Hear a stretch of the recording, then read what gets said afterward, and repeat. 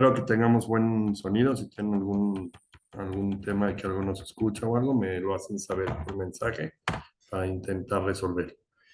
Nosotros el tema que hoy vamos a atender, denme un segundito nada más, un segundo.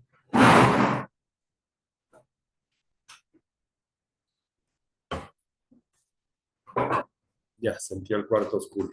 Nosotros el tema que hoy vamos a atender es la casa judío modelo, o sea, cómo debería de funcionar una casa judía según las expectativas del libro traducido de Rav Avigdor Miller llamado La carrera de la felicidad. Entonces nosotros, como hacemos, como es la costumbre de las clases de los viernes, es pues, ir en el camino según el libro nos va indicando, y si vamos teniendo algunas ideas adicionales, vamos aumentando, y si nos vamos en la base completa que este libro contiene. Entonces, para saber sobre una casa judía modelo, lo primero es sacar de la mente que para hacer una casa judía modelo, lo primero es saber que tiene que ser una casa judía que funcione como lo dice el título, como una casa judía. O sea, quiere decir que la primera instancia que tiene la casa es ver cómo apegarse lo más que se pueda a una vida de Torah, a una vida de fe, a una vida pegada a Dios, y con los estatutos y lineamientos que generalmente una casa judía tiene que tener. Si tú tomas como modelo una casa judía de gente que tomó la decisión por algún motivo que nadie puede saber de hacer una casa no ortodoxa y quiere hacer una casa que está totalmente alejada de la idea de un pensamiento judío o una casa totalmente que no es judía, por ejemplo, de una familia que uno tiene un vecino de un apellido no judío y ve su casa y le gusta, pero el modelo de ellos no es un modelo de vida judía, pues obviamente está muy lejos de la idea que uno quiere plantear en estos temas.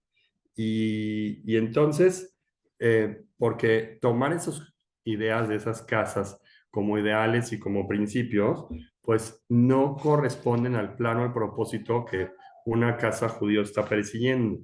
Y entonces se ve que según el punto de vista judío, pues están dejando pasar años y años en un oscuro camino que no los lleva a nada, porque no los lleva a un mundo de tener un modelo perfecto de cómo vivir y tener que cambiar la línea.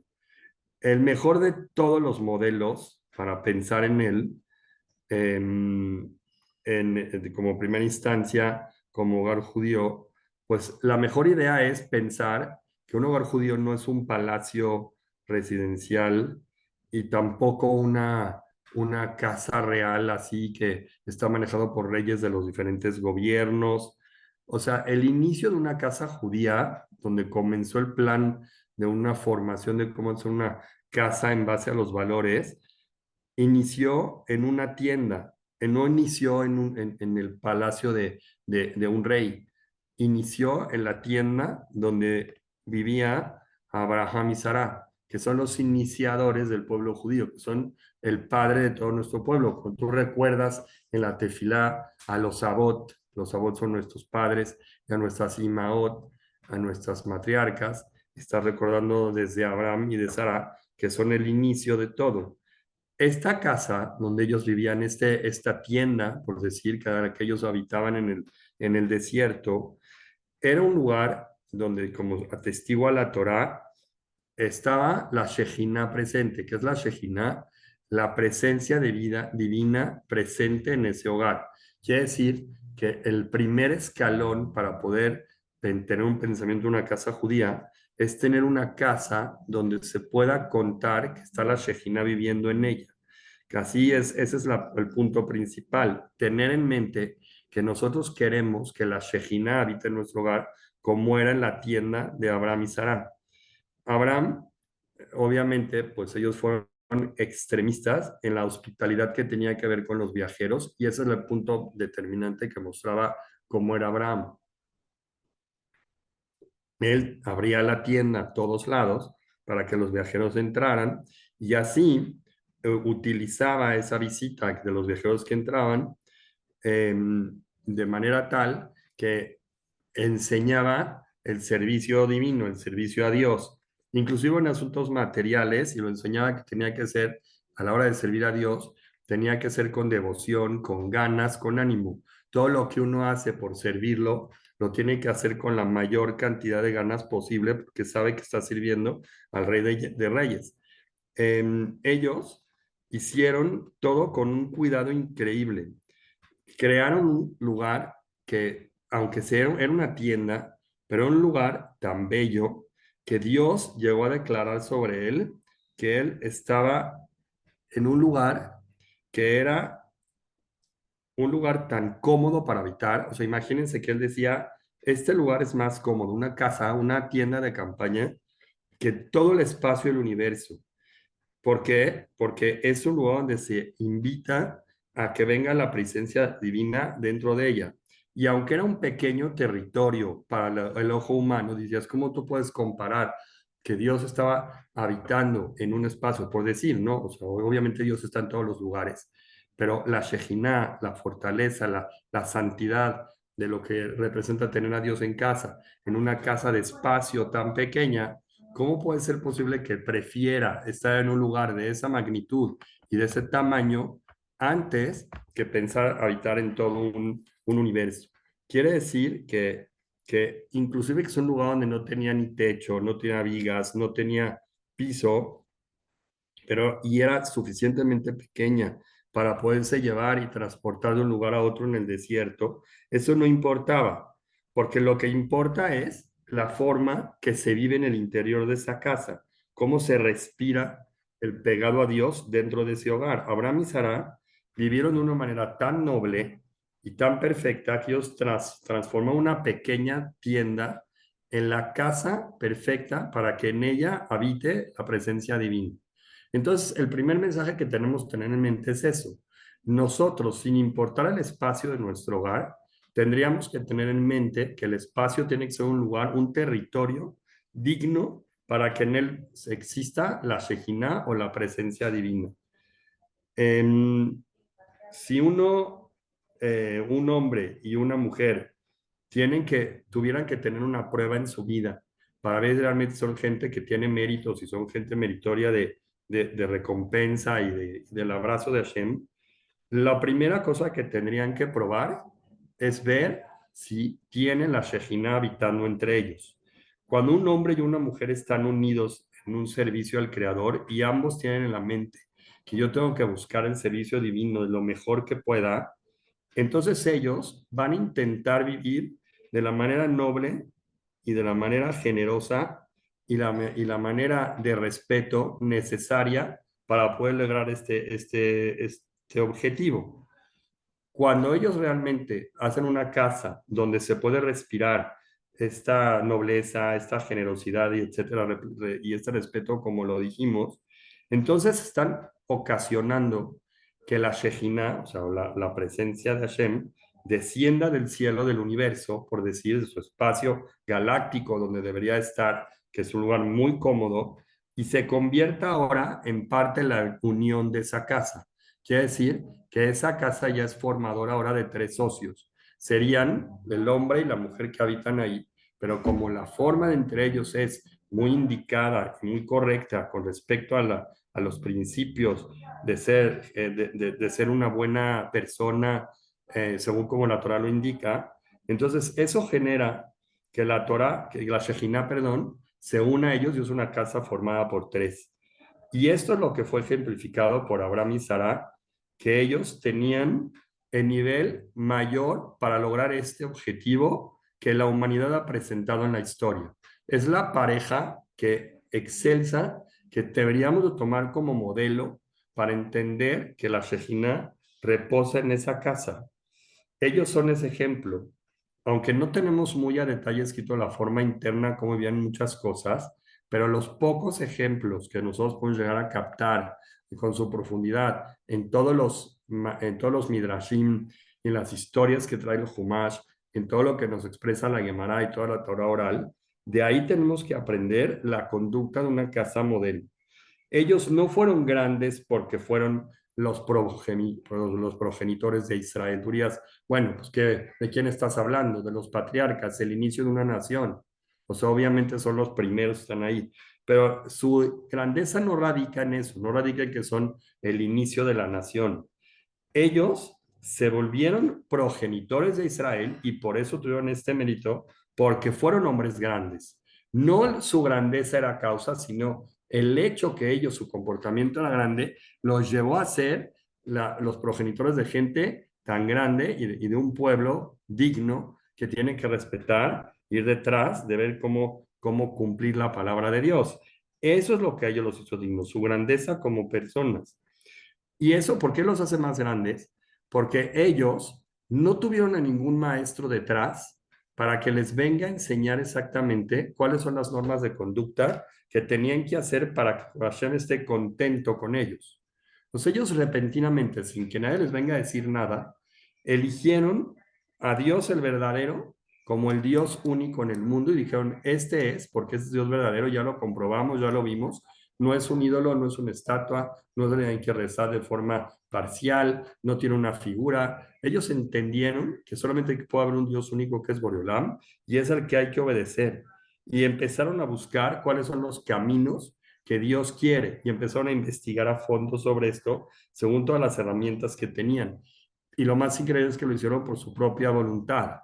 Nadie vino, los obligó, ni los forzó, ni los llevó, ni nada. Nada más se sintieron encaminados para esto. Ellos, ¿por qué? Por el impulso de ser gente de bien, por el impulso de ser buenos, por el impulso de ser gente que haga lo correcto. ¿Cómo llegaron a esta elección? Pues es lo que todos siempre hemos hablado. O sea, cada uno de nosotros tiene un libre albedrío que lo puede hacer que sea una herramienta excelente y por medio de esa herramienta excelente puedes tú empezar a vivir una vida noble y plena.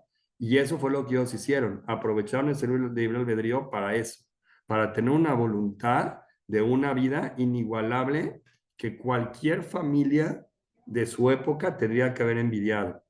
En ese momento, cuando ellos empezaron a tomar toda esta responsabilidad de ser los servidores exclusivos de Dios y empezar a ver cómo ellos van a empezar a transmitir todas esas ideas y este amor a Boreolam para que las otras naciones imiten su forma de vestir, está dicho, el Espíritu de Dios estaba más que suspendido sobre la faz de la tierra, estaba reposado en la casa de él.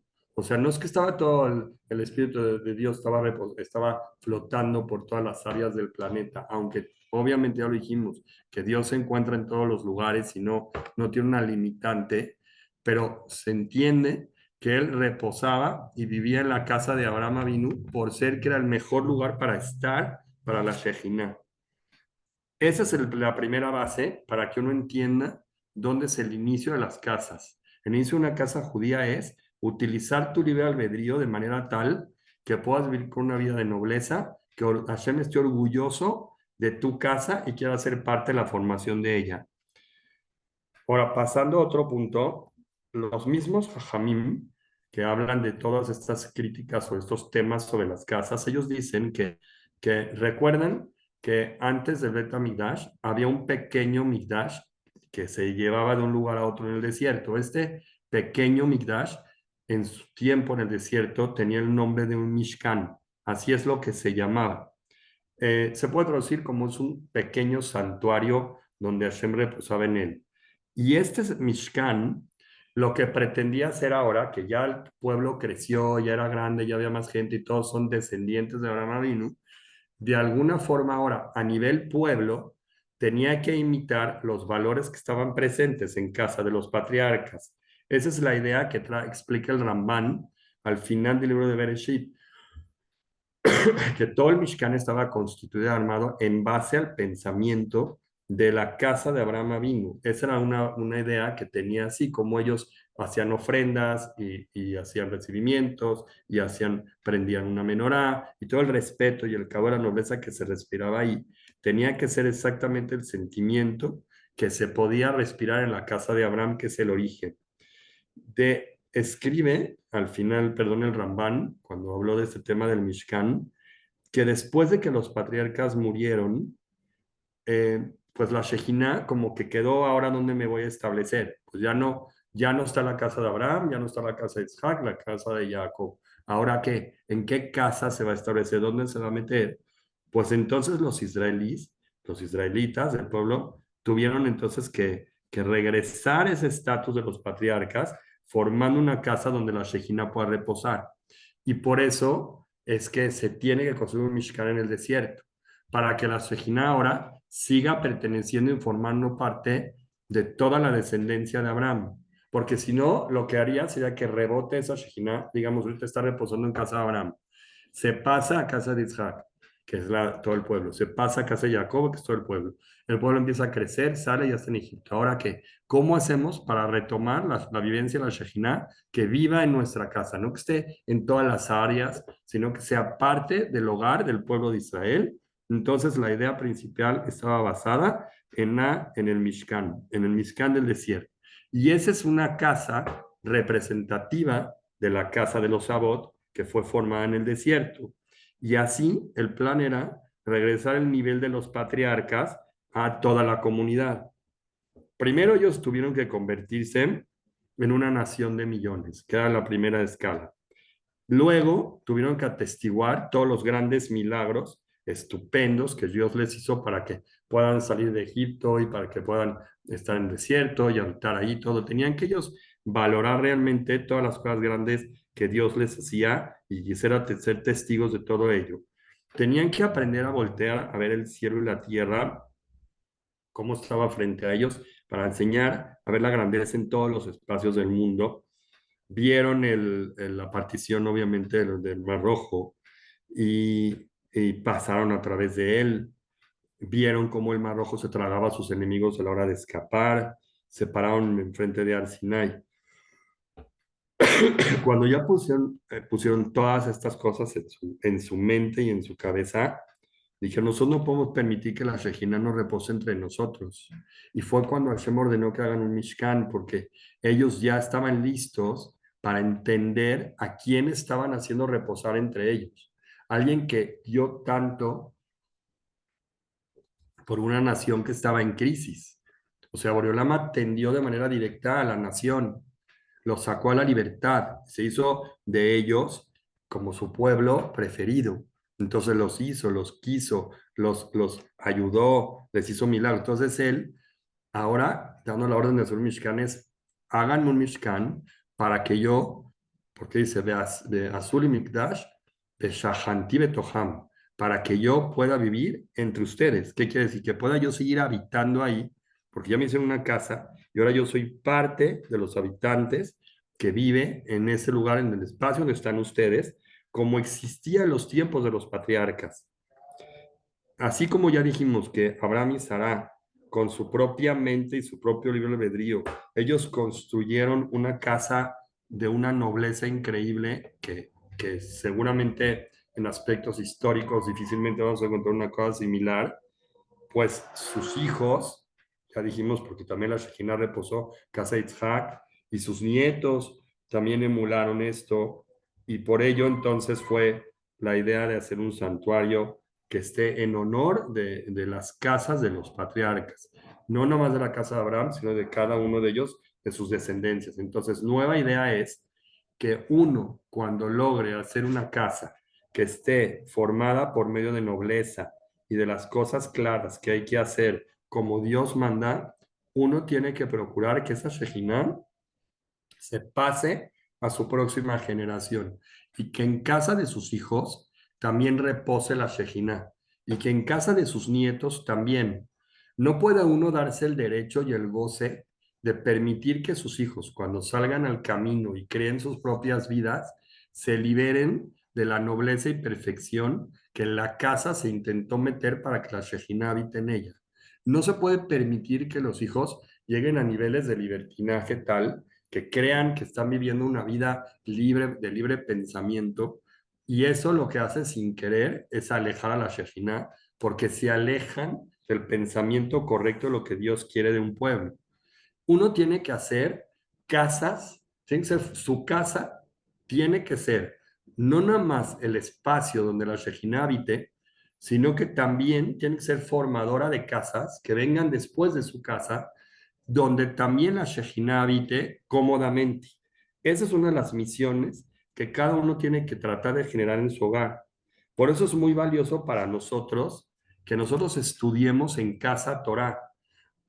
Obviamente hay que hacer un librero interesante e importante en casa donde se pueda llegar de fácil acceso a distintos libros de Torah, incluso en cualquier idioma. No necesariamente hay que ser libros de Torah en hebreo para que se vea una librería de alto calibre.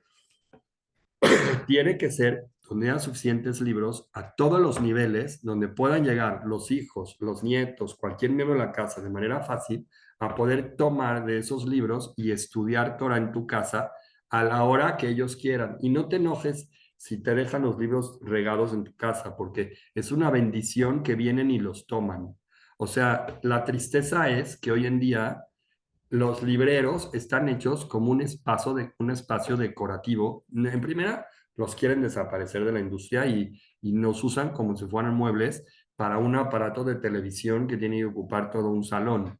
Y entonces los libros se volvieron como algo secundario y ahora con más razón que muchas cosas se pueden leer desde una plataforma, desde una pantalla. No es lo mismo porque esto, leer en una pantalla, pues sí te deja a ti preparar, copiar textos, hacer clases y armar ideas, pero no te deja profundizar en el autor ni regresar de manera fácil las páginas y aparte no tiene una presencia física.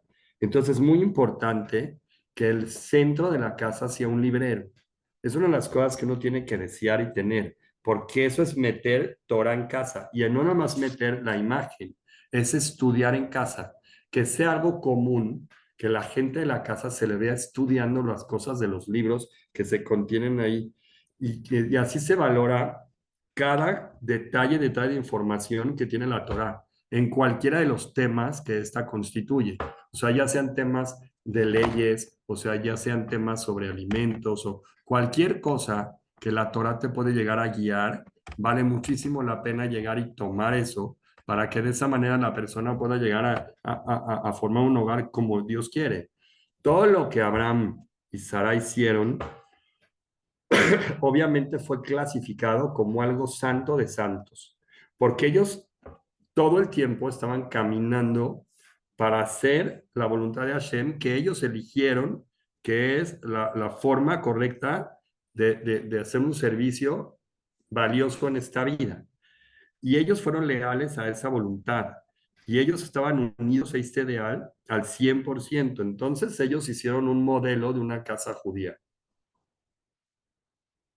Bueno, vamos a hablar de algunas cosas que tienen que existir en una casa judía para que la casa funcione como tal. Podemos decir que tal vez, o sea, aunque sí hay una emuná muy grande y una fe muy grande y saber que la casa queremos que Dios esté presente ahí, podríamos decir que tal vez el primer eslabón que una persona tendría que tomar en cuenta para que tu casa se llame una casa judía es que se oiga el nombre de Hashem de manera constante. O sea, que sea una cosa repetitiva de su nombre y que no se sienta uno con temor de decir Baruch Hashem, no sé, Ishtabach Shemo, o cosas que tienen que ver, que incluyen a Hashem en cada una de las frases que tu vida tiene. En tu casa tiene que existir la posibilidad de hacer tefilá de forma cómoda. Obviamente que hay de tefilá a tefilá. Tefilá es el rezo, ¿no? Pero tienes tú que tener un espacio en tu casa donde te sientas cómodo, no en tu recámara, que te sientas cómodo, que te sientas inspirado, no frente a un árbol ni frente a una ventana, que son reglas que a los independientes tenemos que ver a detalle,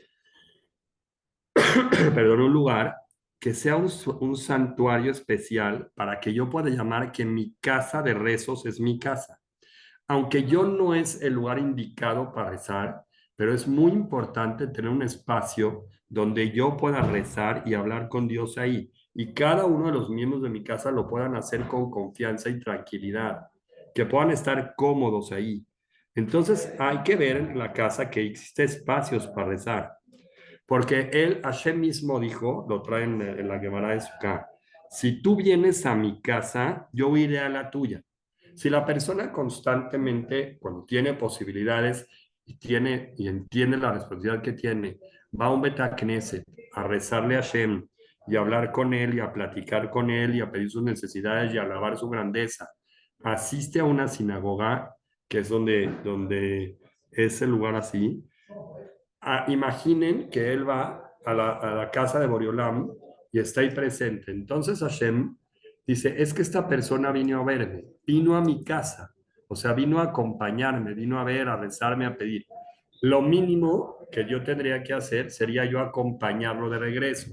Entonces lo toma, hagan de cuenta, lo abraza, le da un abrazo y camina junto de regreso de la sinagoga a su casa. Y él se queda un rato en tu casa porque te acompañó de regreso.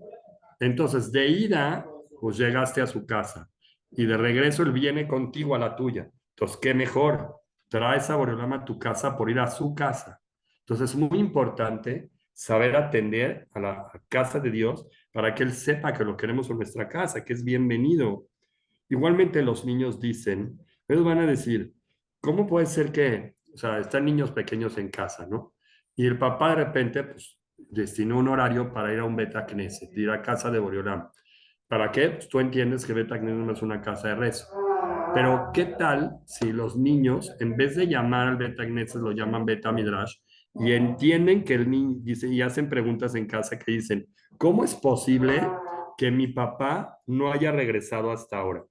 ¿Qué habrá de interesante en ese lugar, en una sinagoga, en un Betacneset, para que mi papá se tarde tanto ahí? Para que ocupe tanto tiempo de su vida en un lugar como ese. O que la mamá de repente haga preguntas en casa y diga, niños, ¿no saben si papá ya regresó al Betacneset? Caray, ya lleva bastante tiempo ahí. Y así empieza el día en el hogar judío. Porque ¿qué es la primera cosa que tiene que hacer un yehudí? Obviamente que cuando uno le salen situaciones que no le permiten ir, pues ya tristemente no va. Pero cuando uno ya puede, ya tiene la posibilidad, principalmente los hombres, que ya tienen un tiempo de espacio en sus vidas, y hay horarios que se pueden adaptar para que vayan a rezar al Beta Knesset, es un poco cruel con ellos mismos no asistir. La primera cosa que el hombre tiene que hacer en su día es ver y procurar ir al Beta Knesset en la mañana. Si los niños se van a parar en la mañana y van a ver que papá no está y preguntan, ¿dónde fue papá? Que lo primero que le digan no es que se fue al gimnasio. Lo primero que te digan es, porque entonces el gimnasio es más importante que el Betacneset. Lo primero es que te deben decir, se fue a rezar. ¿Qué tanto? ¿Por qué tiene que ir a rezar? Va a empezar en la mente el niño.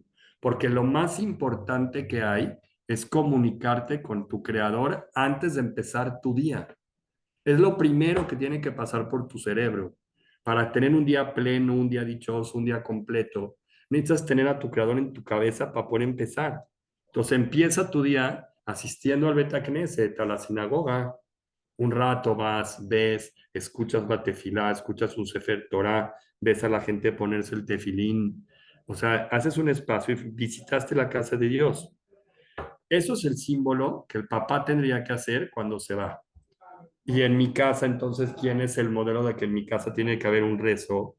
Entonces, el modelo de rezo en casa es mamá. El símbolo de la casa en el rezo es mamá, porque es la que se dedica a rezar ahí. Como ella tiene muchas ocupaciones, temas que realizar en casa y así, pues entonces ella está ocupada en cosas de la casa, pues no fácilmente se puede hacer tefila de tacnés. Entonces ella tiene que comenzar su día arreglándose de cierto modo para poder rezar y hacer oraciones, aunque sean más simples, no tan largas, y no es porque la mujer sea menos, es porque la mujer tiene otras obligaciones que tiene que hacer para hacer un buen modelo en casa. Pero el modelo de ser una persona que reza, eso no está exenta. Ella tiene que enseñar a sus generaciones que es alguien que reza, que es alguien devota, que es alguien que le importa hablar con Boriolam, aunque sea muy poco, aunque sea que el tiempo que le dedique no es la misma cantidad que se dedica al rezo un hombre.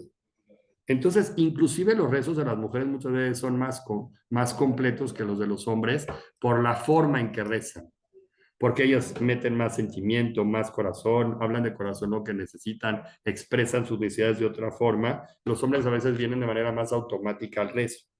Y eso a los niños les causa un impacto increíble. Aparte que le están hablando Dios en casa. Los hombres tienen deberes específicos de tiempo y cantidad de rezos. Y a veces ellos pues, se tienen que apresurar a través de un largo rezo para salir de su obligación.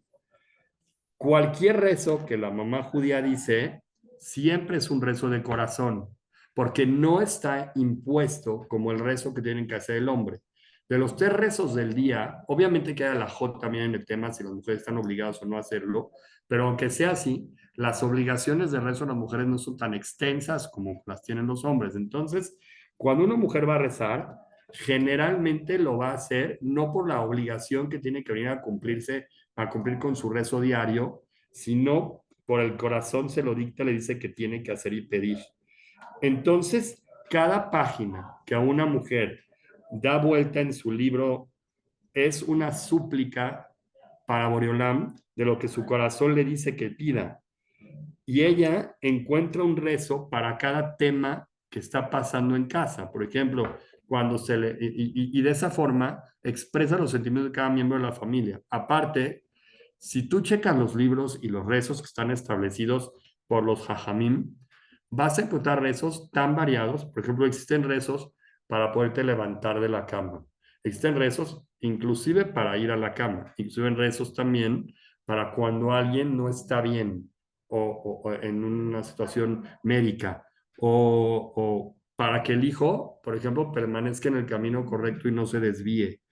O rezos, por ejemplo, que la mujer incluye de puro pensamiento y corazón, donde habla que ojalá que a su esposo le vaya bien con su sustento, para que ya no sufran por ello, que ojalá ellos que puedan encontrar que ahora sí Dios realmente se note la ayuda que hace por su pueblo al 100% y termine una guerra. Ese tipo de cosas, cuando los niños lo ven, ahorita que les trata todas ustedes, las que ven, oigan estas clases, y vean que su mamá realmente da vueltas a la página de un libro de rezo en casa y ven como las hojas a veces están arrugadas o a veces hasta podrían tener, ojalá, algunas lágrimas que la mamá a veces puede con más facilidad sacar en una súplica a Boriolam, es la mejor cosa que puede hacer para impregnar en el niño la devoción y el amor por Hashem. El secreto base que existe en una casa es el rezo de las madres. Les cuento una vez, hace muchos años, una madre me preguntó, ¿por qué mi hijo repentinamente se empezó a acercar tanto al tema de la religión? O sea, usted es el culpable, usted le llegó a meter ideas que lo quieren canalizar y llevar a este camino. Nosotros no creímos que nunca iba a llegar a esto. ¿Qué hacer? O sea, ¿qué debo de hacer? No puedo. Le dije, señora, no es algo que esté en mis manos. Usted, con sus rezos, provocó esto. Yo no fui. Usted rezó a tal nivel por sus hijos y el bienestar de sus hijos y que se mantengan en el camino y que logren hacer familias de bien, que Hashem contestó sus súplicas y lo metió en el camino de la Torah para que sea un hombre de bien. Y eso es lo que logran las súplicas de las mujeres. Las mujeres siempre fueron ejemplos de plegaria, y por qué estoy hablando mucho de ellas, porque el rezo de las mujeres principalmente es en casa, y estamos hablando de la casa judía. Obviamente que el hecho de que papá no está y se va a rezar, también es un ejemplo enorme en casa, porque cuando papá se va, pues los hombres, los hijos ven como algo muy interesante donde papá fue. Pero el hecho de que la casa se hace noble, se hace grande y todo, es porque le damos importancia a hablarle a Boriolam en casa. Cuando una mujer, por ejemplo, está prendiendo las velas de Shabbat y nada más las prende así por así, pues no está haciendo nada. Pero la realidad es que una mamá, a la hora de encenderlas, no solamente está cumpliendo una mínima obligación, porque reza frente a las velas para que sus hijos y para que sus nietos iluminen el mundo como las velas de Shabbat ahorita van a iluminar Shabbat, que realmente sean luminarias de progreso, que sean gente, que sean Talmidei Jajamim. ¿Por qué hay que ser Talmidei Jajamim? Porque un Talmid Jajam es una luminaria para el pueblo de Israel.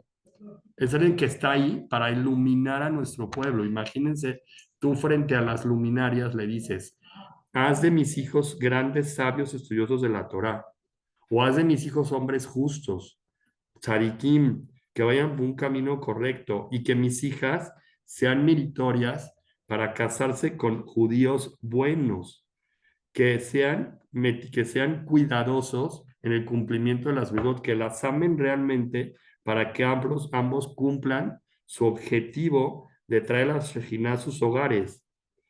Cuando Shabbat está saliendo, ¿cuál es el que hace una mamá? La mamá judía se sienta, por ejemplo, al atardecer, porque digamos que no fue al Bet Knesset, ya es la hora del atardecer, y reza la súplica a Hashem, que Hashem proteja a su pueblo de Israel y los dé bendición para toda la semana, porque es el momento ahorita perfecto para que ella lo haga.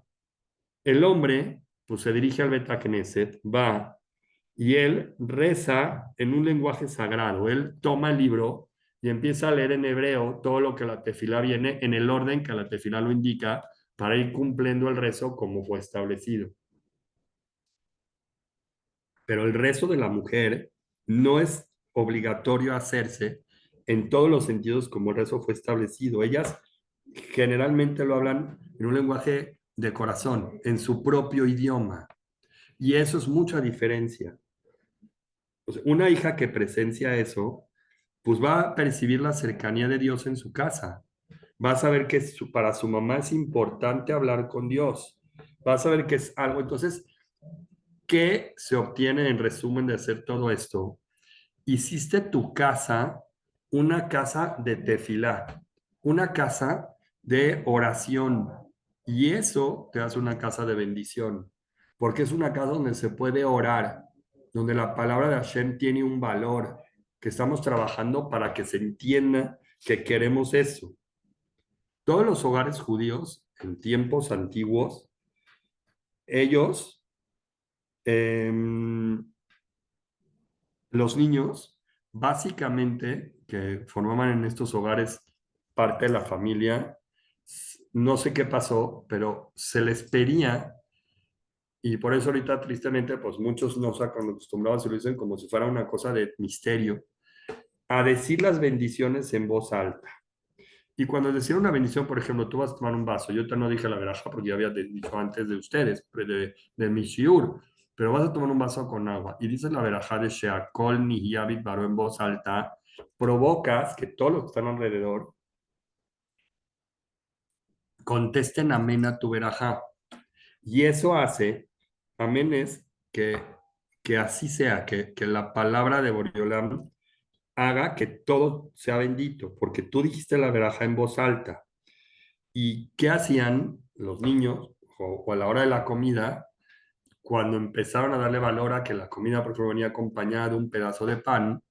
Ponían pan en el centro de la mesa. Estoy imaginando que ojalá las casas sí funcionen, pero no todos hoy en día comen con pan, menos en México que existe una tortilla, vino a sustituir un pan que ágilmente llegas y te lo tomas así y la gente sustituye un pan por otro, o hay panes de arroz, otro tipo de panes que ya no son los panes tradicionales, pero digamos que aún tienes un pedazo de pan en tu mesa, tu canasta de pan en el centro. Para poderlo comer, tienes que ir a hacer una ceremonia de Netilat Yadayim, que haces un lavado de manos especial para poder comer.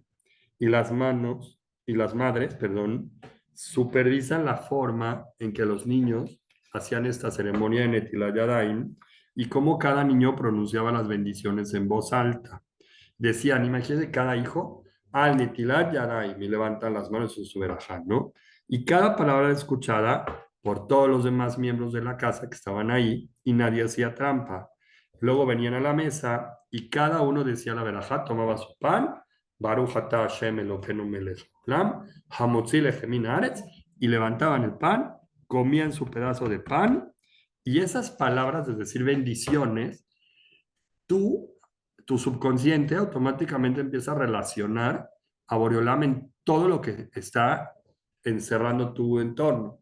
Lo empiezas a meter en la comida y lo empiezas a meter en tu mesa y esas palabras en voz alta enseñan entusiasmo por agradecer a Hashem que tenemos comida, porque le enseñas todo, vale la pena, es como gracias a Hashem, vale la pena hacer toda una ceremonia para enseñarte lo agradecidos que estamos que nos mandas comida, que es algo que probablemente no nos mereceríamos y que muchísimas gentes en el mundo no la tienen y nosotros cómodamente podemos sentarnos en una mesa con un pedazo de pan y agradecerte por este pedazo que estamos comiendo ahora.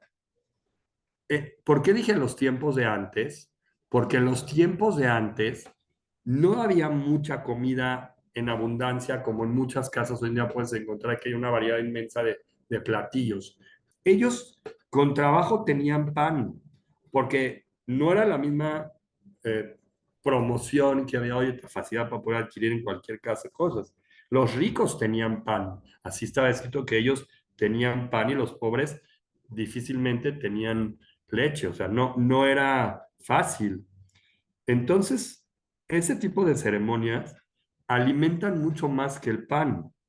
Todos los mayores, los que vivían en ese tiempo, así dice Ralph Miller cuando escribió este libro, ellos dicen que los mayores de la época de Ralph Miller, ellos recuerdan que no sé qué época es pero no es muy lejana a la nuestra, a lo mejor no tiene ni 100 años, y los mayores de la época de él recuerdan que muchas veces el niño no podía solicitar un segundo pedazo de pan, porque no era algo muy común que había suficiente pan en la casa.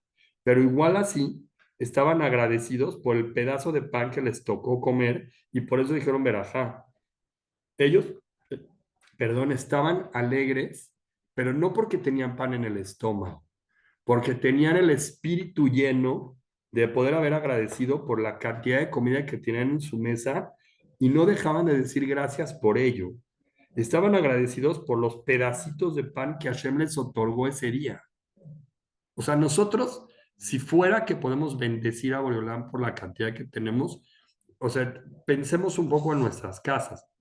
A veces sacamos bolsas y bolsas enteras de pedazos de pan que podría ser en otra época muy valiosas. Y hoy en día, o sea, a mí me tocó ver en Israel que pedazos de jalot, los jalot son muy, muy grandes y las ponen cuando acaban, los pedazos de pan gigantes, ahí en los lugares de la calle puestos en barditas, no aventadas, pero en barditas, y que vengan los pájaros y se los coman, ¿no? O gatos. Y no es, o sea, antes esto no se desperdiciaba para nada. Yo he sacado de mi casa pedazos de pan que de la Teshuvah que nunca se necesite en bolsas y se los he regalado a gente en la calle, porque pues yo no voy a tirar el pan, es haram tirarlo. Entonces se los doy así una bolsa de pan y ellos sienten que les estoy dando un segundo respiro. Y en nuestra casa, Baruch Hashem, hasta que siempre tengamos abundancia, es algo común.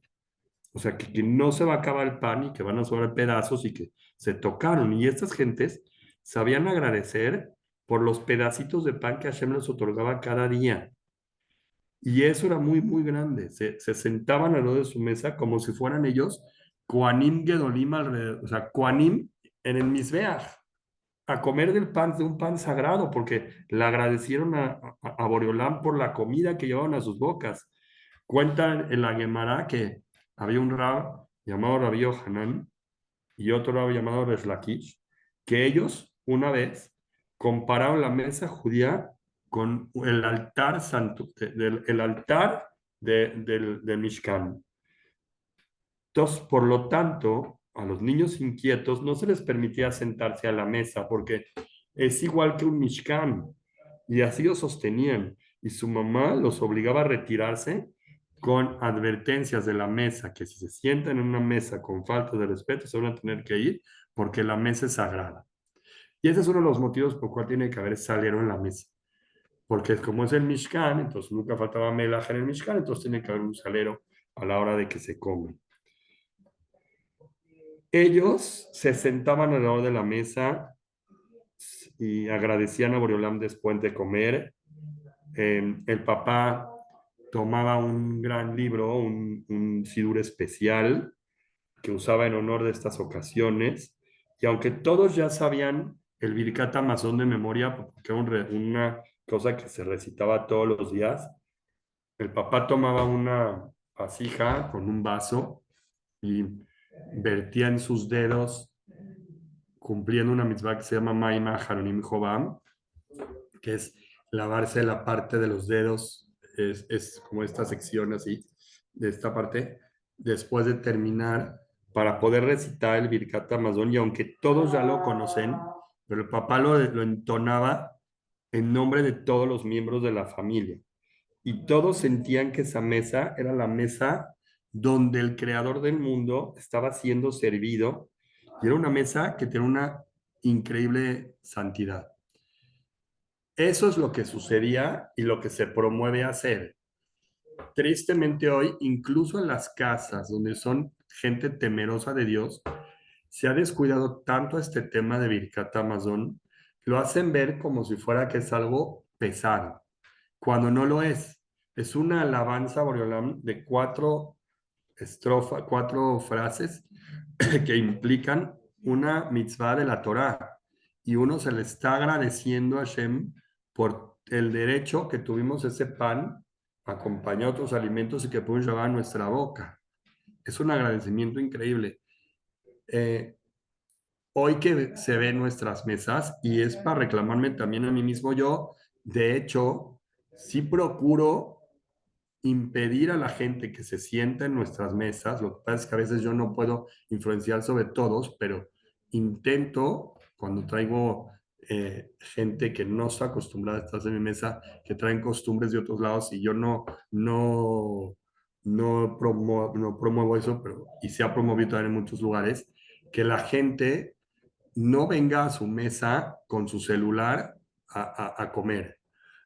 O sea, imagínate que al Mishkan sagrado de Hashem, donde todo el mundo está ahorita haciendo ofrendas a Boreolam, tú llegas con ese equipo, o sea, con ideas que no tienen nada que ver, y tú estás respondiendo a mensajes, o sea, es indignante.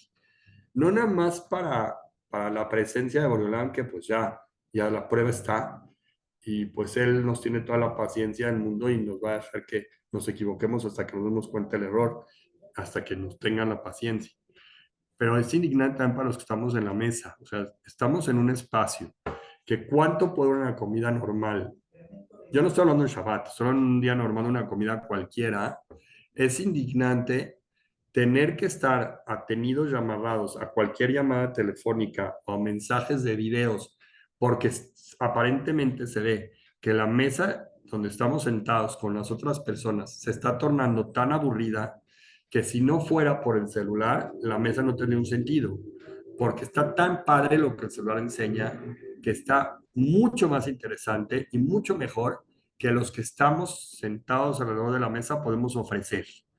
Y eso, pues, es una molestia, una incomodidad tremenda para todos los que están ahí. Más si tú estás siendo invitado por alguien, y aunque tú justifiques que tienes mucho trabajo y tienes que tener el celular frente a ti porque estás esperando una llamada de emergencia, y yo les digo, antes, la hora de 2 a 4 de comer una hora sagrada. Había horarios específicos para trabajar, y una persona sabía que si cerró el trabajo a las 6 7 ya no había más. Y hoy en día, pues ya creció que uno como puede mandar un mensaje a las 24 horas del día, pues yo le mando mensajes, chance y pega, o mando y veo todas las escenas de programas interesantes que yo soy el producto. Una vez me lo dijo una persona, me encantó. Me dijo, ¿cuál es el producto que venden los canales y los productos que no cobran por verlos? O sea, si tú estás viendo algo en en un internet o en una X, y estás usando la plataforma y es gratis, ¿cuál es el producto que venden? Entonces, señor, tú eres el producto. Cuando tú usas su plataforma, ellos están obteniendo de ti más de lo que tú obtienes de ellos. Obtienen datos tuyos e información tuya y tu apreciación y tu uso, que a ellos les da mucho más valor que el costo de dejar usar lo que ellos hacen. Entonces, meter cosas gratis hace que ellos ganen por ti, y tú estás trabajando gratis para ellos, haciendo lo que ellos ordenan que tienes que hacer, cuando usas las cosas que ellos presentan ahí. No nomás en juegos de video, en plataformas que te presentan videos o imágenes. ¿Cómo puede ser posible que sea mejor bienvenido? ¿Hasta dónde hemos llegado? Hoy en día, un aparato de esta índole a nuestra mesa, que un libro que te puede sentir atemorizado de abrir para decir 3, 4 minutos un rezo de agradecimiento a Dios por la comida, cuando este tipo de cosas te jalan horas. Y no estoy hablando, es una gente que se quiere cuidar, ¿eh? Porque el que se quiere cuidar, por lo menos utiliza 3 horas diarias pegado al celular mínimo, el que se quiere cuidar. Entonces, esa es una más que yo traje de lado, que hay que ser consciente. No forma una casa de Kedushá donde se espanta a las cosas de Kedushá para traer cosas mundanas que no corresponden a una santidad de manera correcta. O sea, aunque vayas a leer una derashá, mejor léela tú de un libro, aunque la calidad de lo que tú vas a leer quizá no tiene el nivel que puede llegar de contenido el que estás viendo en el video y vale la pena verlo ahí. Tal vez no tiene el contenido, pero saben que tiene la imagen y la foto, la importancia de tener un libro de Torah cerca de ti, un libro que expresa la palabra de Hashem. Entonces, en el tema de Berajot, aprendemos dos cosas. Aprendemos que es muy importante intentar hacerlas en voz alta, porque eso causa un roshem, causa un sello, causa un impacto de verdad. Entonces, la idea principal es, di las verajot en voz alta y que la gente te conteste amén. Siéntate a comer con kipá en la mesa. O sea, tal vez no la usas todo el día porque te da miedo ir a calles del centro o de Naucalpan o sientes que te van a agredir por usarla. Si sientes eso y todavía tienes temor, en tu mesa es un lugar sagrado. O sea, ¿qué pasa si comes con la cabeza tapada para poder recitar? O sea, si no puedes, porque la presión social es muy alta, bueno, pues ya ni modo, ¿no? Lo vas a tener que hacer así y ponerte así, para decir tú verás así, como que tapado con una tela y rápido, para que no te cachen, que te echaste una verajá, ¿no? Pero eso se va a quitar esa costumbre y vas a aprender a que nosotros no le tenemos miedo a esas cosas y al revés, genera un respeto y no, al principio es una prueba y después eso genera un respeto grande al que ve que tú haces así. Entonces, el siguiente tema que viene es un tema que habla de la tzedaká y la caridad. Yo creo que lo voy a dejar pendiente para no verlo rápido, porque el tiempo de la clase creo que ya fue suficiente por hoy. Y nada más voy a poner ahorita, voy a dar cierre a la clase, pero espérenme tantito, no se salgan, ya para dar una serie de instrucciones. Entonces, acabo la grabación y doy cierre a la clase, pero todavía no se salgan. Muchas gracias a todos por participar y ahorita les digo.